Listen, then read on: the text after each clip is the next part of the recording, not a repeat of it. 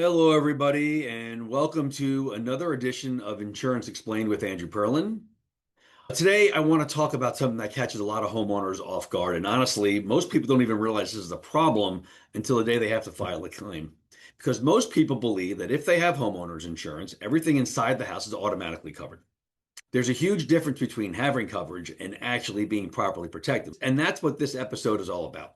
Because your homeowner's policy covers the house itself, but it does not automatically mean that everything inside the home is fully protected.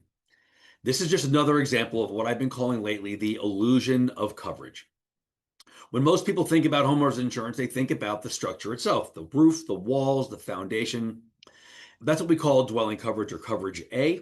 But your policy has a section called personal property coverage or coverage C. And that's going to cover things like furniture, clothing, electronics, appliances, TVs, personal belongings. And yes, your homeowner's insurance policy does cover all of those things.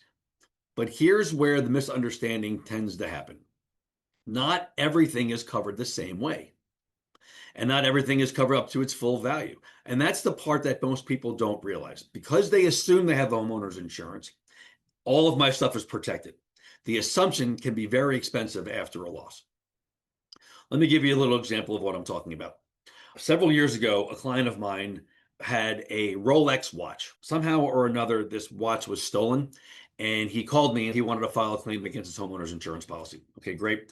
I pull it up, and then I realize you don't have coverage for this watch. So he got a little upset with me because his homeowner's insurance policy had $350,000 of personal property on there. He was like, the watch is only worth $6,000. Why is this a problem? And I kept on telling him that just because you have $300,000 of personal property on your homeowner's insurance does not mean that this particular item is covered. This is a specialty item. And as a result of that, you have to go and schedule it, meaning buy its own insurance policy for that particular item. That's the illusion of coverage. Now, there's also something called sublimits. One of the biggest hidden issues in homeowners insurance is the sublimits. Sublimits is basically a smaller limit inside the policy for certain categories of property. For example, he had $300,000 worth of content coverage or personal property or coverage C. But out of that $300,000 of coverage C, it only covers about $1,500 of jewelry. Okay. But because it was $6,000, that watch was not covered. Because it exceeded the limit, it had to be scheduled. It had to have its own policy. That takes a lot of people by surprise, and it took him by surprise too. Here's what has sublimits: firearms, cash, collectibles, silverware, business equipment, expensive electronics.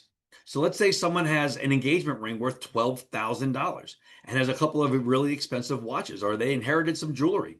They assume it's all covered because their homeowner's insurance has $300,000 or $400,000 worth of personal property.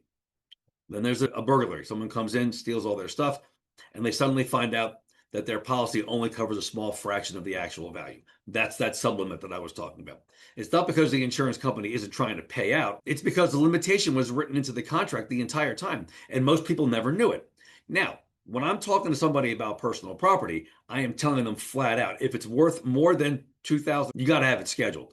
And if you don't have it scheduled, it's just not going to get covered. You also have to have that appraised. Just because you schedule it doesn't mean they're going to pay it if there's no appraisal to go along with it. So you have to schedule it. You have to have it appraised because the insurance company needs to know what exactly they're paying for.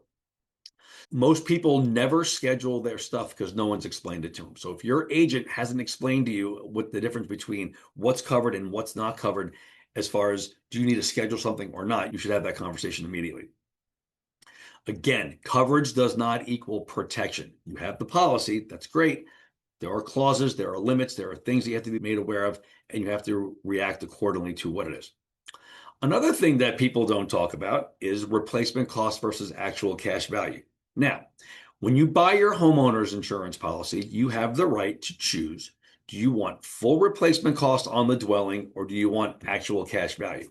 Most people will pick replacement cost. What most people don't know is that you get to pick replacement cost or actual cash value for your personal property. So what does that mean, the difference between replacement cost versus actual cash value? Let's say you buy a TV 7 years ago and it's worth $2,000, right? If you have replacement cost on your policy for your personal property, the policy will replace the TV like in kind to the best of their ability. Same thing with your home. If it burns to the ground, they're going to replace your home like in kind before the accident. That's what it's all about. If you have actual cash value for whether it's your dwelling or your personal property, what they're going to do is they're not going to give you a new TV. They're going to pay a depreciated amount based on that TV. So if you bought it 7 years ago for $2,000, well, it's not worth $2,000 anymore. So they're going to depreciate that asset and then pay you out there. So that might be, I don't know, $700. That might not be enough to buy a new TV these days, depending upon what you're trying to buy. So that's the difference between replacement cost and actual cash value. Most homeowners policies typically have replacement cost on the dwelling. But if you don't have replacement cost for personal property, that could cost you a lot of money in the event of a total loss. So I strongly recommend that you have that as well. That's why reviewing this stuff matters, because the declaration page only tells part of the story. Okay. Now, ever since COVID, people have been working from home and they think, hey, it's no big deal. I work from home. I got homeowners insurance. I'm covered. Well, maybe you are, maybe you aren't. But a lot of people who work from home, their homeowners insurance is not designed to fully insure their business. For example, if you have inventory for your business at your house, it's not covered under your homeowner's policy because it's a homeowner's policy, not a business policy. If you have tools, photograph equipment, business property, or expensive work equipment inside your home, there may be very limited coverage or no coverage at all, depending upon your homeowner's policy. Again, another assumption problem, right? People think it's in my house, so it must be covered. Not necessarily.